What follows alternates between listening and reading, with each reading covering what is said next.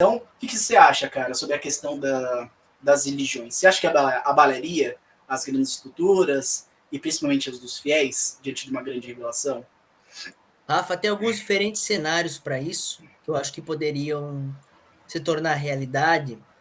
No entanto, eu proponho que quando a gente pensa no pensamento coletivo, quando a gente pensa na influência da mídia, que a gente possa também ocupar esses espaços cada vez mais. Eu acho que um efeito disso vai envolver o livro, e como a gente já falou, está em processo de escrita, em breve vai ser lançado, que é o Religiões UFO, Ufolatria que Invade Mentes.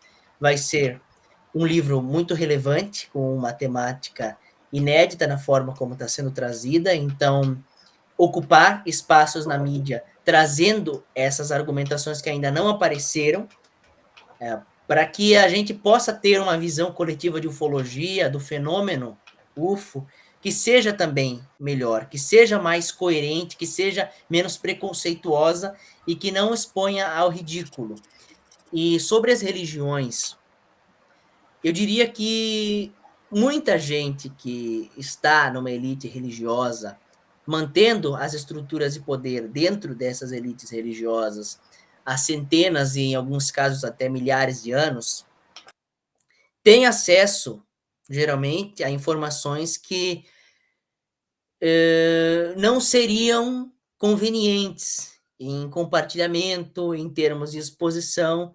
E essas informações não convenientes, elas estão hoje disponíveis em obras de crítica à religião, como é o caso do livro do Mauro Biglino, que se chama A Bíblia Não é um Livro Sagrado.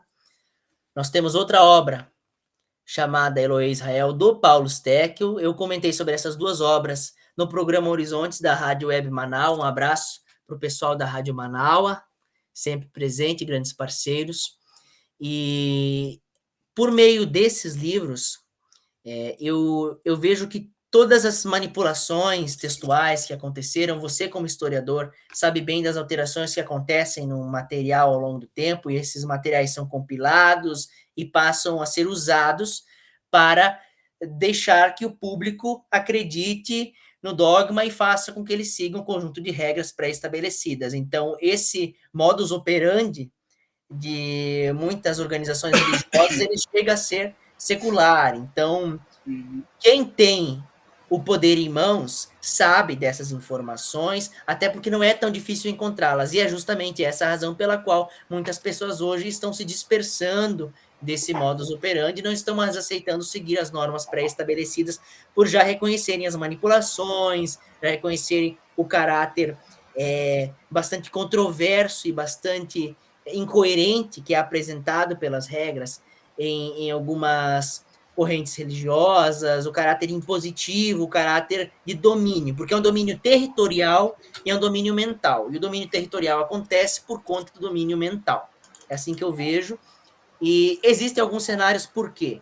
Porque existe o cenário de que uma aparição maior, digamos assim, de objetos no céu, gerando uma situação mais global ou continental, isso poderia trazer um cenário de mais susto, de mais medo, de fato, mas eu tenho certeza, Rafa, que haveria uma interpretação para isso associada ao divino ou ao demoníaco, porque o padrão comportamental já está muito é, delineado ao longo dos séculos na civilização ocidental, por exemplo, para que a gente coloque as coisas em categorias, para que a gente coloque as coisas em caixinhas. Então, existe essa possibilidade do susto, esse cenário de um medo mais generalizado, mas com certeza seria dada uma interpretação a partir desses líderes que são vistos muitas vezes como representantes do divino, a interpretação